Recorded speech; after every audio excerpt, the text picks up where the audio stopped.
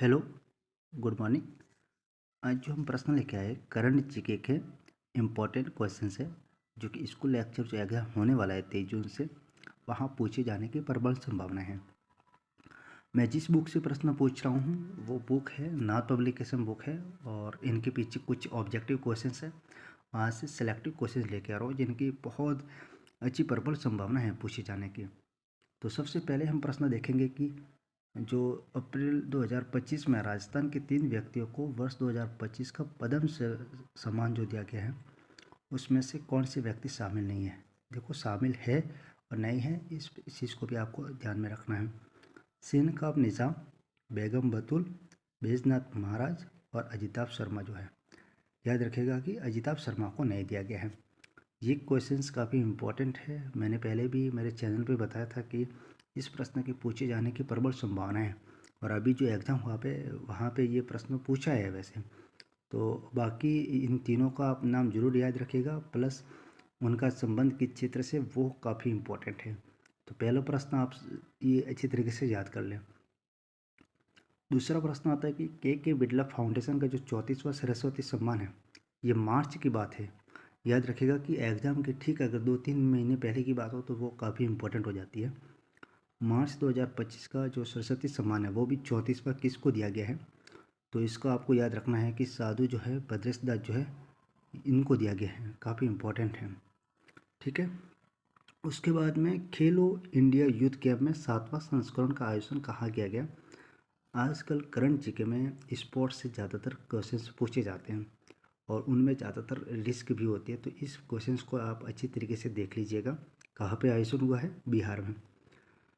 अब इस प्रश्न पे मुझे ज़्यादा लगता है कि ये क्वेश्चंस पूछा जा सकता है, इसकी प्रबल संभावनाएं हैं। जीके ग्रुप में, किसी भी जीके ग्रुप में आ सकता है ये क्वेश्चंस। जो 17 अप्रैल 2025 को केंद्रीय नवीनीकरण ऊर्जा मंत्री प्रहलाद जोशी और मुख्यमंत्री भजनलाल शर्मा ने कौन सा गांव है भीनाजपुरा गांव में 975 मेगावाट सौर ऊर्जा प्लांट का लोकार्पण किया गया है, जिसका संबंध किस जिले से है। तो आप जैसलमेर याद रखेगा, काफ़ी इम्पोर्टेंट है। गांव का नाम भीनाजपुरा है। जो मेगावाट है वो 975 है। ऊर्जा मंत्री है वो भी सेंट्रल गवर्नमेंट के प्रहलाद जोशी। ये काफ़ी इम्पोर्टेंट क्वेश्चन है, इस चीज़ को आप अच्छी तरीके से देख लीजिएगा। बाकी एक और क्वेश्चन है कि जो न्यायाधीश जो अभी हाल ही में बने हैं, ये तो आपको पता ही है कि कौन सा कथन इसमें गलत है। वर्तमान BR गवई देश के मुख्य न्यायाधीश है, जो आपको पता ही है वैसे। इन्होंने ये जो हमारे देश के 52वें मुख्य न्यायाधीश है, ये सीधा क्वेश्चन से पूछे जाते हैं आजकल कि ये कौन से मुख्य न्यायाधीश है। ये क्रमांक जो होता है ना काफ़ी इंपॉर्टेंट होता है, 51वें, 52वें, 53वें, 54वें। अगर आपको याद नहीं है तो फिर काफ़ी मुश्किलात होती है प्रश्न में, तो ये आप याद रखिएगा। ने CGI की शपथ ली है। ये बाल कृष्णन के बाद देश के तीसरे दलित CGI नहीं, ये दूसरे हैं। पहले थे G बालाकृष्णन। तो ये भी काफ़ी इम्पोर्टेंट क्वेश्चन है। इसके बाद में स्टॉकहोल्म जल पुरस्कार से किसे सम्मानित किया गया है। तो ये जो गूटर ब्लोचेल्स है उनको दिया गया है। ये भी इम्पोर्टेंट हो सकता है क्योंकि पर्यावरण समस्याओं से जुड़ा हुआ क्वेश्चन है ये। ठीक है। इस प्रश्न से आपको कोई याद नहीं रखना है, इसमें आपको एक याद रखना है कि राजस्थान का सड़क कुल घनत्व इसमें बताया गया है 92.66 प्रति वर्ग 100 किलोमीटर वाला। एक है वैश्विक मृदा सम्मेलन जो है 2024 का आयोजन कहाँ किया गया था, ये दिल्ली में। एक तो देश की बात है, उसके बाद में ये एक ज्वलंत मुद्दा है, तो हो सकता है ये भी क्वेश्चंस बने, तो इम्पोर्टेंट है। मृदा सम्मेलन की बात करें 2024 का, तो वो दिल्ली में हुआ था।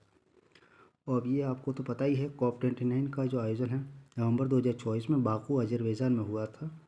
ये क्वेश्चंस काफ़ी बार पूछा गया है, जब से सम्मेलन हुआ है तब से लगा के, तो इस चीज़ को आप याद रखिएगा। ठीक है ना। उसके बाद में G20 शिखर सम्मेलन 2024 का कौन सा कथन सही है। G20 का 19वां आयोजन 18 से 19 नवंबर 2024 को रियो डी जेनेरो ब्राज़ील में हुआ और इसकी जो थीम और इसका जो विषय था, एक न्यायपूर्ण विश्व और एक टिकाऊ ग्रह का निर्माण। और इस सम्मेलन की अध्यक्षता ब्राज़ील के राष्ट्रपति लुइज इनासियो लूला दा सिल्वा द्वारा किया गया और इसमें सारे कथन सब सही थे। ये काफ़ी इम्पोर्टेंट है जो कि आपको याद रखना है, ठीक है ना।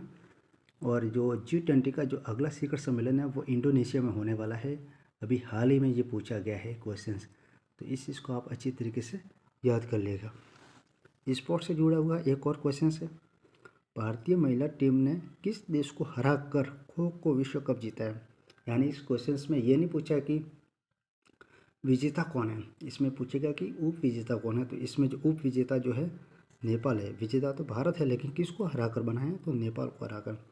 तो ये कुछ महत्वपूर्ण क्वेश्चंस थे, बहुत अच्छे। इस आप इन प्रश्नों का आप देख सकते हैं आगामी वीडियो में, और मैं 5-7 क्वेश्चंस इंपॉर्टेंट लेके आऊँगा जो कि काफ़ी इंपॉर्टेंट होंगे। Thank you.